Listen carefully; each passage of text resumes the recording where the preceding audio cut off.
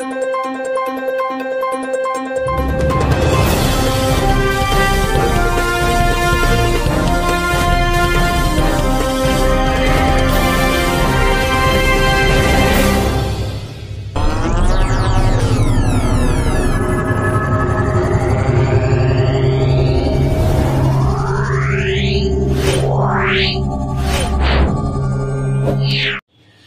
দেখছেন সংবাদ শিরোনামে, আমি রয়েছি আপনাদের সঙ্গে গীতা। আসুন দেখে নেব আজকে শিরোনাম।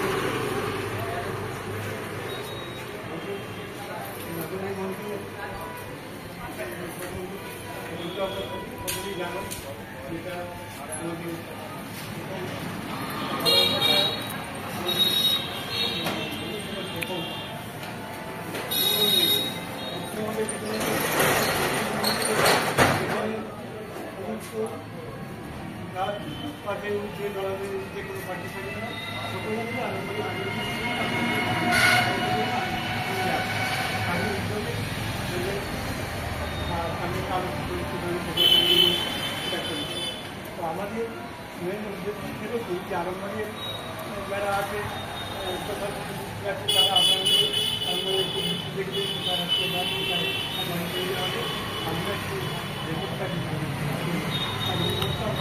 আমাদের উচিত বর্তমান এবং ভবিষ্যৎ নিয়ে আমরা চিন্তা করে বসি। আমাদের উচিত যে সমস্ত মানুষের অবদান আরম্ভে আছে তাদের যে কাজ মুক্তি হবে কাজ সেটা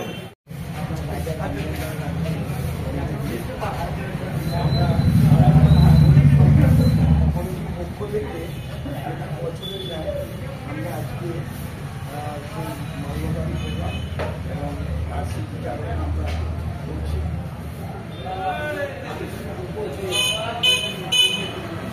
আপনারা সমাজ সংস্কার বা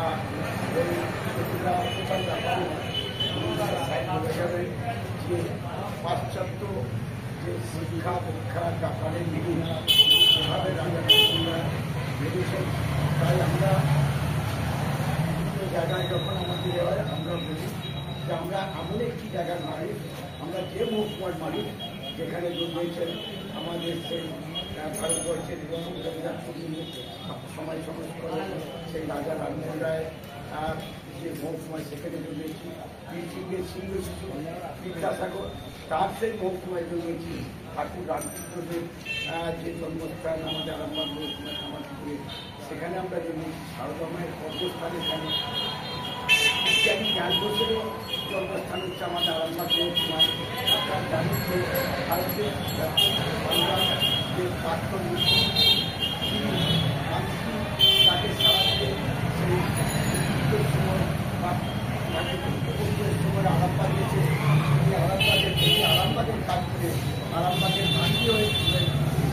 সেই জায়গায় আমরা একটা আমরা এখানে আমরা বাস করি। তাই আমি বিবাহিত করবো না। যেমন একটি মালা আছে, এক একটি ফুল নিয়ে যেমন আমাদের এখানে যারা আছেন আরামবাগে, আমি যখন দাঁড়িয়েছিলাম আমি একটা অনুভব করেছিলাম, এই যে মানুষগুলো আছেন আরামবাগে, যেসব মানুষগুলো আছে তাদের প্রতি একটা আমি পোশাকটা আমাদের পরিবারটা এদের সকলকে আমি বলেছিলাম যে আপনারা আপনাদের যে জ্ঞান আছে, আপনারা যেভাবে প্রাচীন কথা আপনারা জানেন, যেসব মানুষের সাথে আপনারা সান্নিধ্য পেয়েছেন, সেই সব দিয়ে আরামবাগটাকে আপনারা সকলের মধ্যে আরামবাগটাকে তুলে ধরুন। যেমন বিকাশবাবু যেমন রয়েছে, আমাদের দাদার সাথে কথা হয়েছে, দাদার সাথে হরিদার সাথে কথা হয়েছে যে ছেলেদের একটু এদেরও আনতে হবে, এনে তারা আমাদের